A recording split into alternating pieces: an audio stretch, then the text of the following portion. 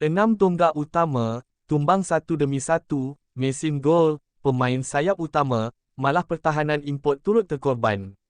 Namun di sebalik krisis kecederaan paling genting musim ini, satu keyakinan luar biasa masih terpancar dari kem Harimau Selatan.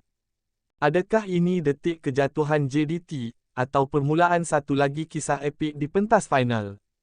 Inilah cerita sebenar, menjelang final Piala FA Panas JDT versus Sabah FC.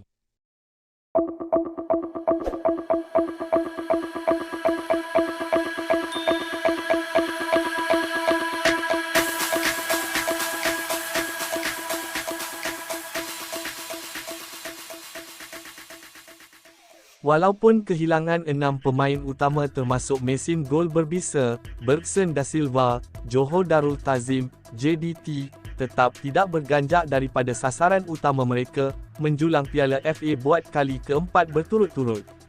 Menjelang perlawanan akhir menentang Sabah FC di Stadium Nasional Bukit Jalil, kem Harimau Selatan, dilanda krisis kecederaan serius, apabila Bergson terpaksa menyusul Arif Aiman Hanapi dan Romel Morales, yang lebih awal diketepikan.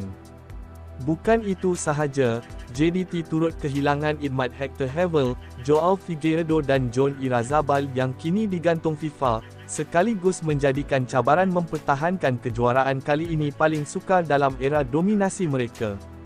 Namun, Ketua Jurulatih JDT, Xisco Munoz, tampil dengan keyakinan penuh, menegaskan pasukan tidak akan bergantung kepada nama besar semata-mata.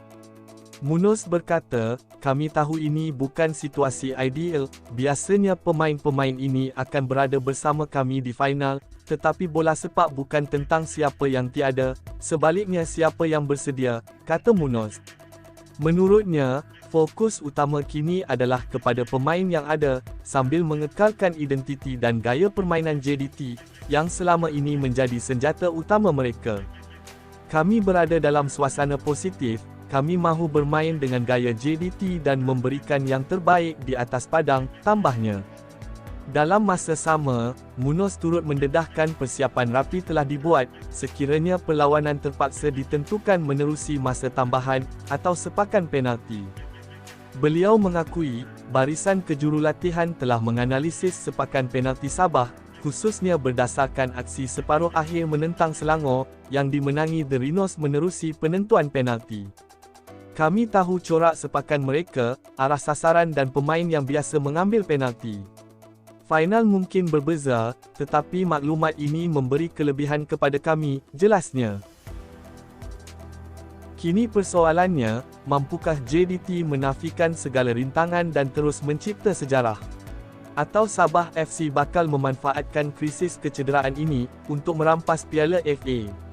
Segalanya, bakal terjawab di Bukit Jalil. Ini bukan sekadar final, ini pertarungan maruah dan sejarah.